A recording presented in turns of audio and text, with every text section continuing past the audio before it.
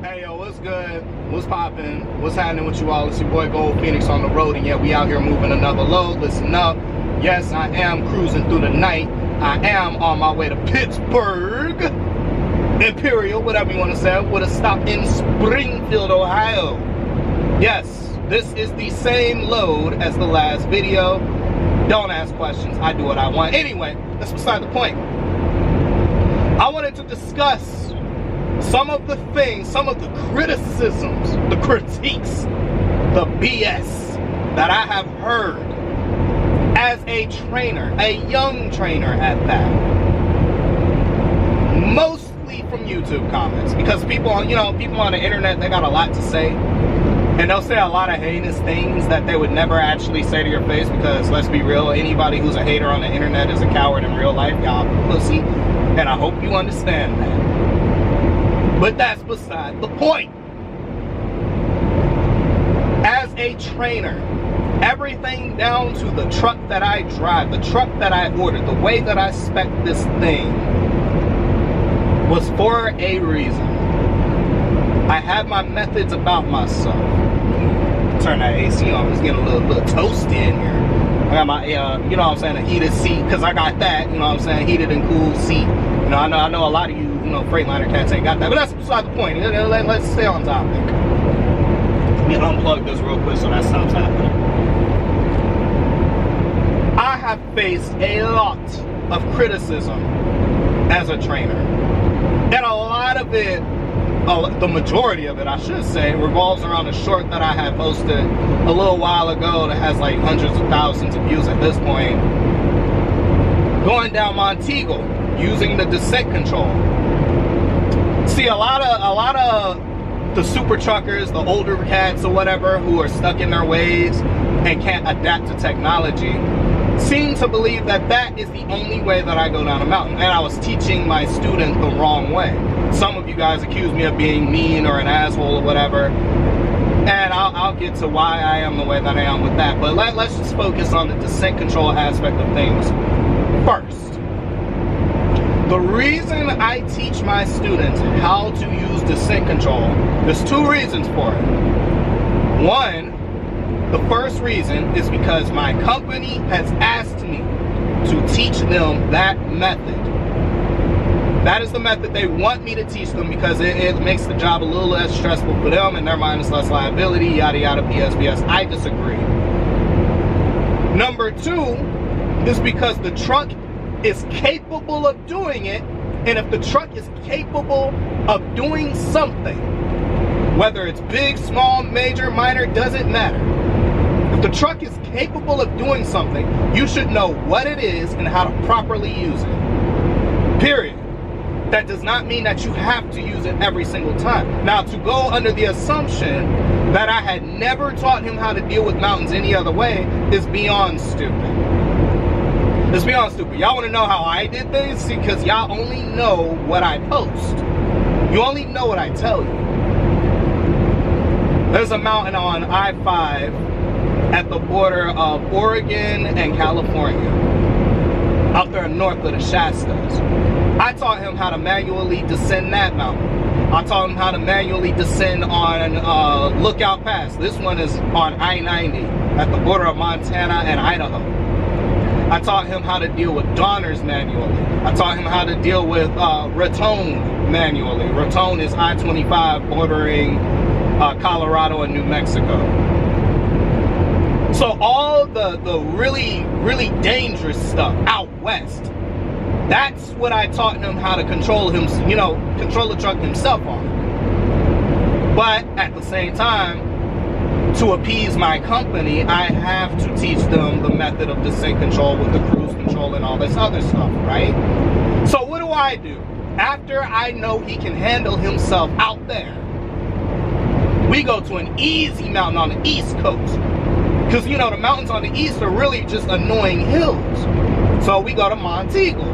I look at that as my opportunity, when I should have been asleep, look at that as my opportunity to teach him how to use this stupid technology so that the company can't say I didn't teach him. Or at least, at the very least, he can't go to them and say I didn't show him.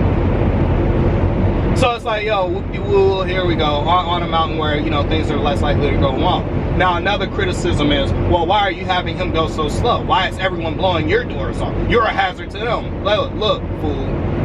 The maximum speed limit on that hill is 45 miles an hour for trucks. You have other trucks racing now 60, 70 miles an hour. I am not a hazard to them. They're a hazard to me. I had them go down at 35 because I know, as heavy as we were, my truck would be able to go down that mountain without touching the brakes at that speed. The reason I want to go down the mountain as slow as possible, or at least slow enough to not need to utilize the service brakes, stab braking, or anything like that, is because in the event, and this has happened to me before, this is why I do this, in the event that traffic at the bottom or anywhere in the middle of it comes to a complete stop, I have full brake capacity to bring the truck to a complete stop. Well, what do you mean? Well, let's go into the science of it, because, you know, a lot of y'all are dumbasses. Let's just keep it organic real quick. How do brakes work? Brakes work by taking motion energy and transforming it into heat. Energy is not created or destroyed. It is only transferred or transformed, right? This is what, early high school, high middle school physics, whatever the hell you want to call it. I don't know. I ain't a scientist, but here's the thing. It's not created or destroyed. It's only transferred or transformed. So, knowing that, I understand that my brakes, even though I do have disc brakes, they can only hit a certain temperature before they just don't work anymore, or the pads fade completely away.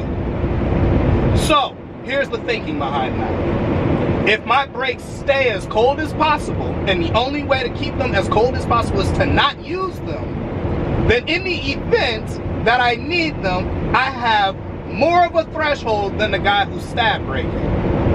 You see what I'm saying? You think I haven't thought this through? There's a method to everything I do. Nothing I do hasn't been thought out. I do this for real, bro. I ain't playing no games out here. Now here's another criticism that I've received. You talk down to me. You're not nice to your students. You're an ass to them. Why are you being so rude? This trainer, he's an asshole. You want to know why I'm kind of an asshole? And that's the reality of it. The reality of it is I'm actually very hospitable. You know, if the truck were to break down, you can ask any of my students, if the truck was to break down, we got to go get a hotel or something like that, I put them in a room that's up to the same standard that I would put myself in. So if I'm in an executive suite, my student's in an executive suite. If they're doing a good job, you know what I'm saying? You can ask Twan, he follows me. He got a truck just like mine or whatever. He could tell you about when we was in San Diego and I got him the room with the hot tub and all that. He could tell you about, you know, the time in Salt Lake City, had the nice room over there when I was sick. Spent $2,500. I'm sick, but I'm gonna make sure you straight too. You know what I'm saying? He could tell you about all that. But he could also tell you about my stern attitude when it comes to driving, because the reality is a mistake out here can be a catastrophe. This is real shit. So knowing that, the way that I speak has to convey the danger that lies ahead. I speak in a way that makes you understand that if you screw this up, we die. If you screw up going down this mountain, death. If you go around that curve too fast, we dead. Done. Donezo. It is what it is. I do not need to speak to nobody softly when I know that any mistake out here can cost my life, your life, or the lives of others. So the last thing I need to do is be nice. Now at the same time, I'm very calm in the way that I do things, but I have a very no BS tone to the way that I speak when I'm in teacher mode. Me as a, holy shit. I don't know if y'all saw that car right there. I seen it last second, but I only saw it because he moved, but he got his lights off. I don't like that. But anyway, I have a very no BS to the way that I speak. You know, and the people in the training department have said the same thing, and what they told me is a lot of these people aren't used to that. They're not used to they're not used to being spoken to in a direct manner. Sometimes it psychs them out, and they really feel like you have to take their feelings into consideration. I don't give a damn how any of you feel. The point is, if you're on my truck, you're gonna do things my way, the way that I tell you.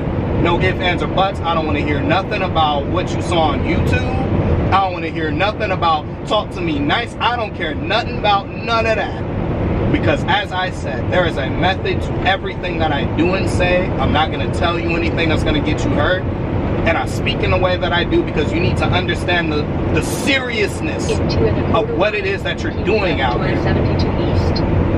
Truck driving is not a game. This is a real job, and there's a lot of things that you need to take into consideration, and it seems to be that the amount of things that you need to be thinking about when you're out here on the road is endless. It doesn't stop. You have to be on your P's and Q's. The goal is to impart that serious nature into every student that I teach, because the last thing I want to do is put out a bad driver. I don't want to put out an unsafe driver. You know, y'all already out here driving automatic trucks just like me. So you're already going to get hate for that. You're already going to get hate for the company that we drive for. But here's the reality. You're not a real truck driver. Look, bro. My guy Juice said it best. A real trucker is a safe trucker. I put safety above everything. Fuck how you feel about it. Anyway, that's all I had to say about that. As I always tell you guys, be happy, stay blessed. Do not be afraid to make drastic changes in your life. It might end up being the best decision you ever made. I am the most prestigious Phoenix. And I'm out.